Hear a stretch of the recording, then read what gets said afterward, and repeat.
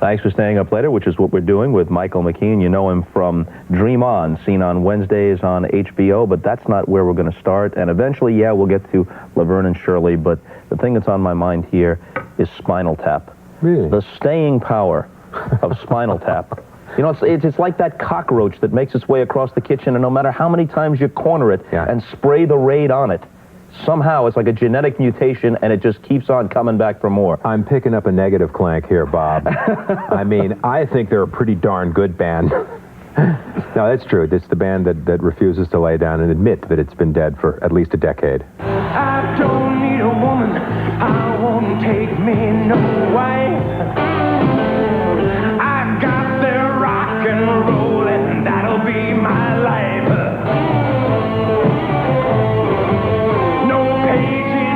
Baby, that I don't need. I just want to make some eardrums bleed.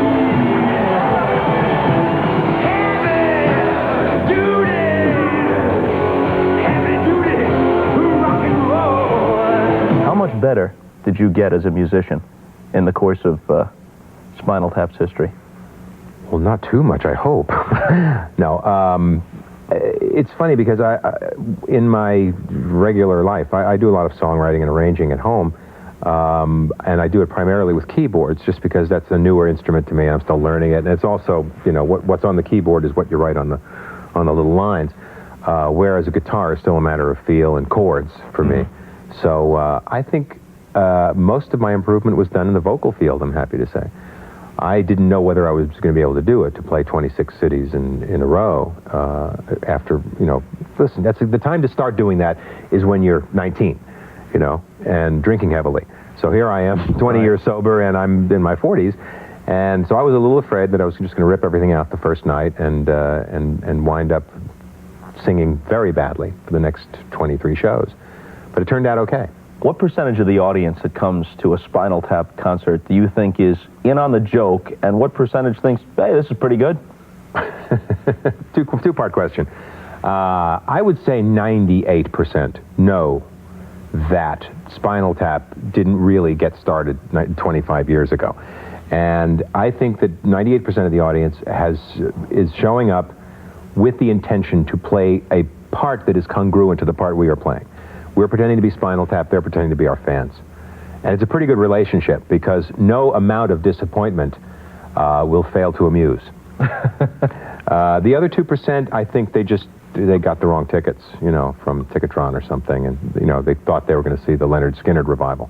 Do you still get a sense, though, even though it's not 100% real, do you still get a sense of the power that a rock band holds over an audience? Do you still get a rush being up there? Yeah, but it's got to be a little different for us. You know, when we see an audience take out the lighters and light them and hold them, and they're being sarcastic. You know, if you're Elton John and they're doing it, it must feel a lot more powerful. Feel like Elton John night. But no, it's more the sense of fun. I mean, a really good gig when everyone's kind of into it. We had some great shows in Chicago and San Francisco and Nashville, of all places, and New York and here in L.A. that were, boy, I would have liked to have been in the audience as well. I mean, we were playing well. We had great guests. We sang our little hearts out and got some laughs. People say enough is enough. And people say you can't undo.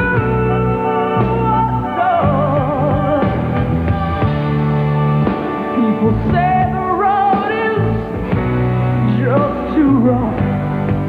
But what do they know? Life is just a show. Go reload your gun. I've asked some of the biggest names, most prestigious names in music this question. In the nude. And I put it to you. Yeah. If they asked you to put 3 or 4 Spinal Tap songs in a time capsule, what would they be? Well, I think they'd probably be Give Me Some Money, and its B-side. I can do that, right? Yeah, absolutely. Okay. Save space in the time capsule. Yeah, it's a single. And its B-side, Cups and Cakes. And I think Bitch School. because just from the title right down to the last final gasp on the record, that was kind of what Spinal Tap was all about. That level of sensitivity. Yeah. I think it's Harry's phrase. Harry came up with the phrase, and we all kind of wrote the song. Chris's main lick, and so it was really a communal kind of song. That was the best kind.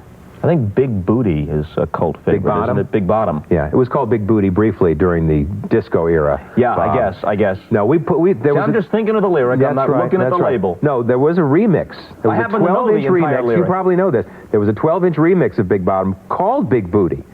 During the disco era, we put out an album called Tap Dancing, and that was our 12-inch. Didn't sell. Didn't sell. No, but we did use the phrase Big Booty, and that's where you made the mistake.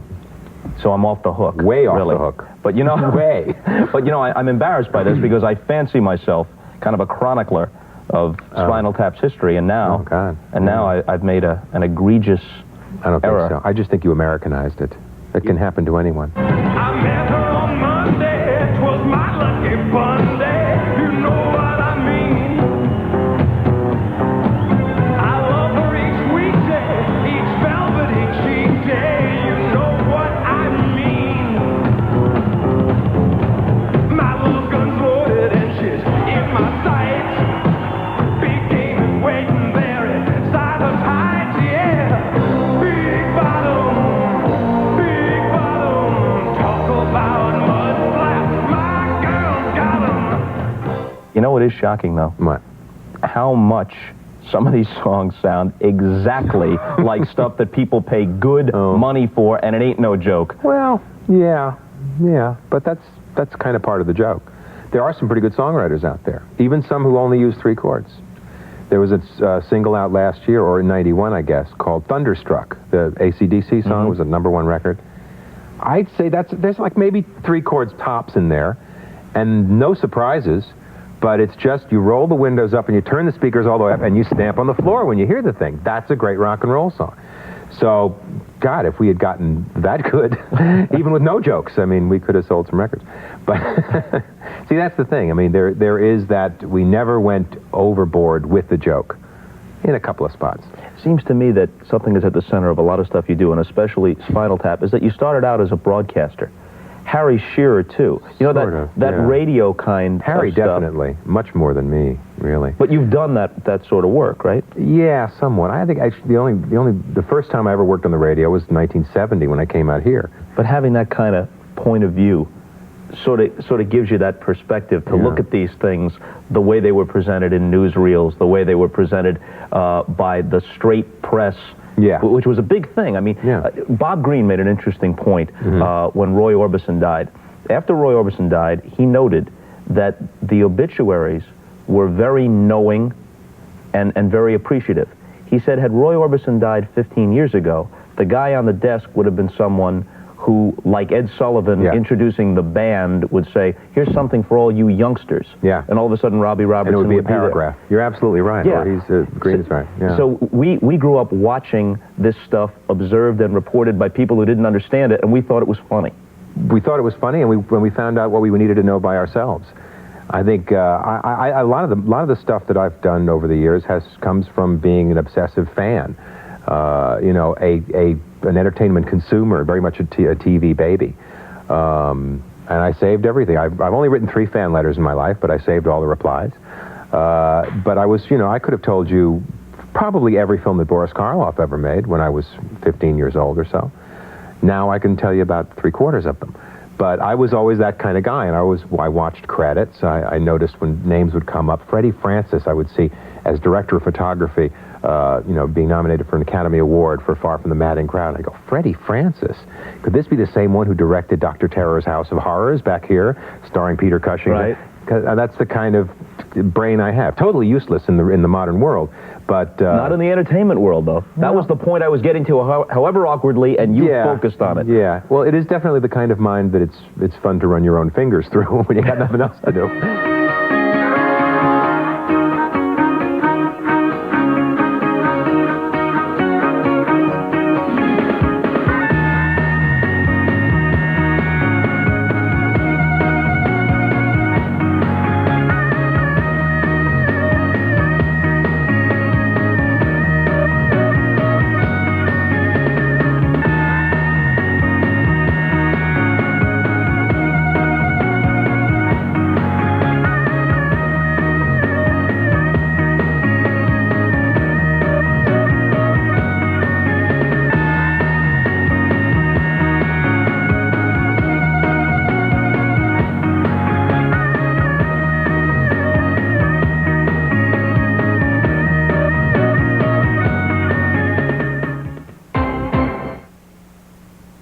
back with Michael McKean. Tell me about Dream On HBO. They move it around, don't they, time-wise? Yeah, they kind of shuffle it around. Part of the problem is that HBO is largely in the movie business as well, as far as presenting and producing original films. So if they got a hot property, if they're going to show the premiere of Ghost or whatever, yeah, they're going to bump something, and sometimes that juggles the schedule around. But I think 10:30 Wednesdays is pretty much when Dream On has been scheduled for. But the character has grown. The character has grown in a negative sense. It's a black hole of morality, this character. The more we discover about him, the worse it gets. And I love that. Yeah. Australian publisher. Yeah. At least loosely based on Rupert Murdoch. It's not much of a leap to say. No, I would say that the backstory I've built is that Gibby's father, Gibson Fisk the First, that he is the one who was Rupert Murdoch. And he passed away in an accident which was believed to be wallaby.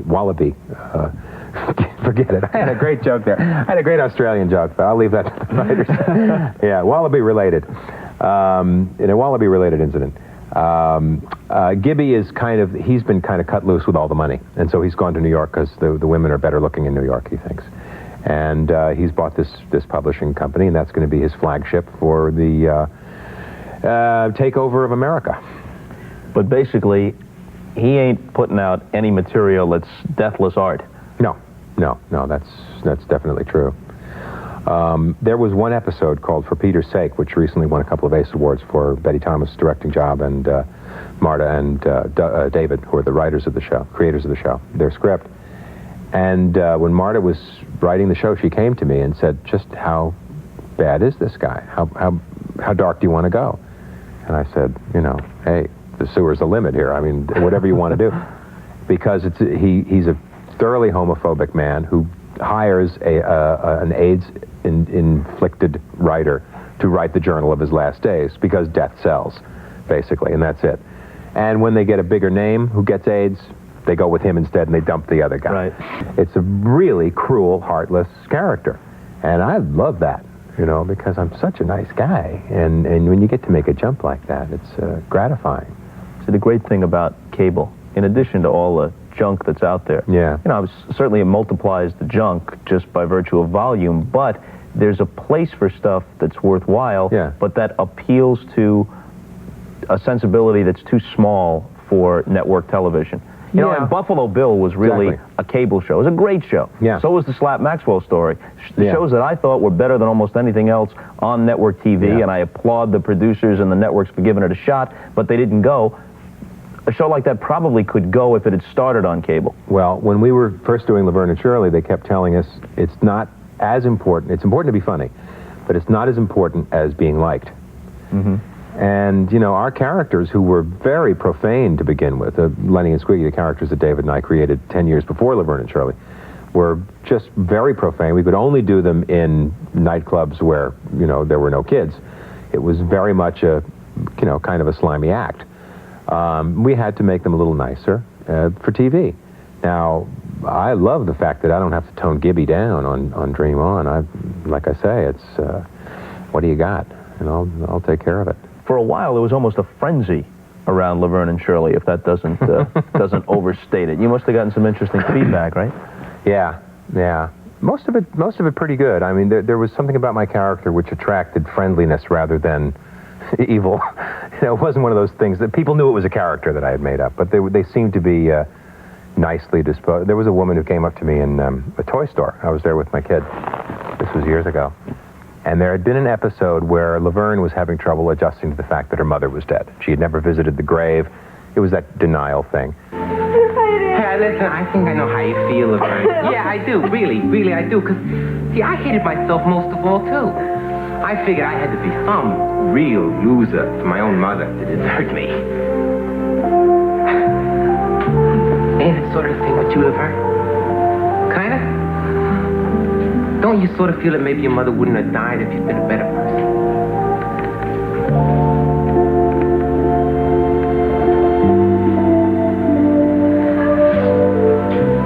Len, for a guy who keeps falling off the roof, you got some pretty good smarts. Nah. Yeah? So this woman came up to me in the toy store and said, you know, that show really helped me adjust to exactly what Laverne was having trouble with. So I was very flattered by that, because usually if somebody says, God, I love when you guys were ice skating on the Jell-O, that really made me laugh. That kind of, fine, okay, good, we fall down funny. But if somebody says, something you did actually made me feel better, beyond a laugh will make you feel better, but actually beyond that, and I'm not going to take too much credit for it, because I think she was probably inches away from, you know, from making her own changes in her life anyway. But if even in a small way, this silly comedy show touched someone in a positive way, then that was very nice. This was a tremendously successful series, that goes without saying. Was it enjoyable to do, or did you feel confined? Well, remember that it was 7 years.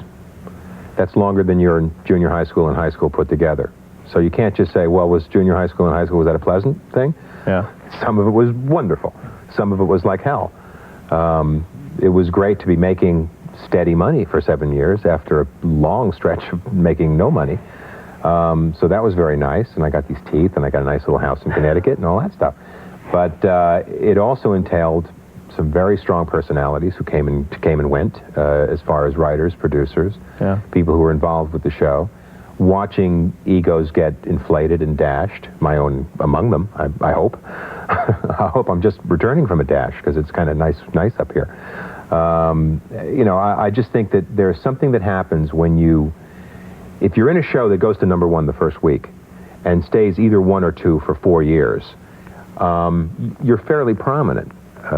You don't have the same view of yourself, because suddenly you are recognized. I mean, I didn't get recognized like Penny did, for example, or like Robin Williams did after Mork and Mindy, and you know, to this day, there are some people, I can't imagine what it must be like to be Tom Cruise and walk down the street. Or Billy Crystal. I mean, you know, even though Billy is a guy who's probably built better to take this kind of thing than anybody else, it must be an enormous invasion. And I was lucky because I was, you know, hiding under a big wad of hair grease and, you know, and a kind of a blank stare. Speaking of Billy Crystal, Sessions was his creation. Right. And it lasted like about a week and a half, it seems, but I saw a couple of them. I thought it was a good show and had the potential to be a really good show. Well, they did 6, and that's all they were going to do, and they were going to see how they flew. And after the first week, the ratings were not terrific, so they didn't shoot anymore. I have sort of mixed feelings about that. I was originally, you know, upset that they weren't going to do any more, but I also felt that I don't know whether we really want to be locked in this guy's in the office with this guy and his shrink for 88 shows. I mean, there's maybe only so much we can plumb here. I think the real reason that the ratings didn't happen, and I think everyone kind of realizes this from Billy on down, is that when you mention the name Billy Crystal, people say, oh, Billy Crystal, a performance by Billy Crystal. This was Billy's writing. It's very much his baby, based on his therapy, based on, in part, on his family, his parents, his relationship with his kids and his wife. You know, but it was me up there. It was me doing the acting. So I have a feeling that there was a certain level of, oh, well, Billy's not in it? Oh. Billy's very popular, and he's very good. And, you know, I go to see things when they have his name on them, too. And I expect a Billy Crystal performance. But taken as a whole, listen, we shot 6 of them, we got 6 good half hours. Sometimes you shoot 2 seasons and you don't get 6 good half hours. You're a 42-year-old guy or thereabouts and kind of having a midlife crisis and a lot of baggage. And we look in on these sessions with a psychiatrist, like you say, who's played by Elliot Gould. Yes. And the stuff was extremely well written, as you would expect. Yeah, it was probably the best writing I've ever worked with. When I left Annie in her room there, she looked so sad. She looked so worried about herself. And I wanted to say something great, something supportive. How do I look? Do you think I look ready? I really have to lie down, honey. My sinuses. All she needed was a nice word, and I couldn't come through for her. I mean, here I am. I'm her father. I love her, and I can't say to her, have a great time. In my heart, I don't want her to have a great time. An okay time, maybe, but not great. A lot of parents feel that way. Yeah, but I didn't think I was going to be one of them. I'm like my parents. Every step I made towards being independent, every time I looked forward to having some fun, they'd pretty much make sure to drain all the joy out of it. And now here I am doing the same thing. A lot of it was frighteningly close to me. People asked me, said, you know, known you for a lot of years. That was you on the couch, right? You did a lot of this. I said, no, I did no writing at all. Michael McKean, folks, in Dream On HBO Wednesday nights, and of course with Spinal Tap in the classical bin at your record store. Thanks. Thank you, Bob. Good to see you. See you later.